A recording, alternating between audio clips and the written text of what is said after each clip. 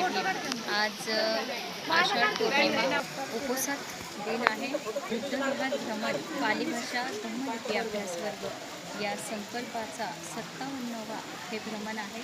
या संकल्पा अंतर्गत आपण आज प्राचीन बौद्ध बेडसे लेणी येथे आलेलो आहोत। अतिशय सुंदर असं निसर्गरम्य परिसरात ही लेणी आहे। या लेणीमध्ये 3 शिलालेख आहेत। 3 बेडसे लेणीतील शिलालेख प्रवेशद्वाराजवळील जे शिलालेख आहे तो असा आहे।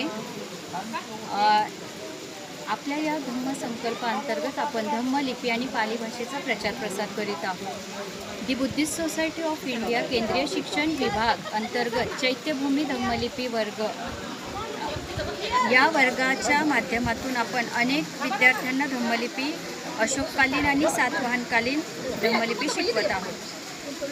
ही बेडसे लेणी आहे। ही ईसपूर्व 1ल्या शतकातील लेणी आहे आणि सातवाहनकालीन ही लेणी आहे। या लेणीमध्ये 3 शिलालेख आहेत। आपण ते पाहूया। बेलुक आयन दानन दियन बेलुक म्हणजे बेलुककाच्या पुत्राने हे दान दिले। बेलुककाचे हे दान आहे। कोणते दान आहे तर प्रवेशद्वाराजवळील शिलालेख। ऐतिहासिक महत्त्व हा दान लेख असून चैत्यगृहाच्या निर्मितीसाठी दिलेल्या दानाची नोंद करतो। बेलुक हा दाता त्याच्या पुत्राने हे दान दिलेले आहे। त्या काळातील दान परंपरा व कौटुंबिक सहभागाचा हा पुरावा येथे पाहायला मिळतो। स्तंभावरील शिलालेख नाशिकस सेठीय आनंदस पुत्रस पुष्यंकस स्तंभ दानन दियन संघस उपयोगास। याचा अर्थ असा आहे, नाशिक येथील श्रेष्ठी आनंद याचा पुत्र पुष्यंक याने हा स्तंभ दान दिला आहे, संघाच्या उपयोगासाठी दान दिला आहे।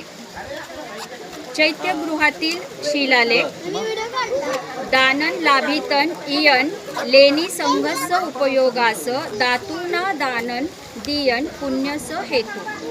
ही लेणी संघाच्या उपयोगासाठी दात्याने दान करून मिळवली आहे। हे दान पुण्याच्या हेतूने केलेले आहे।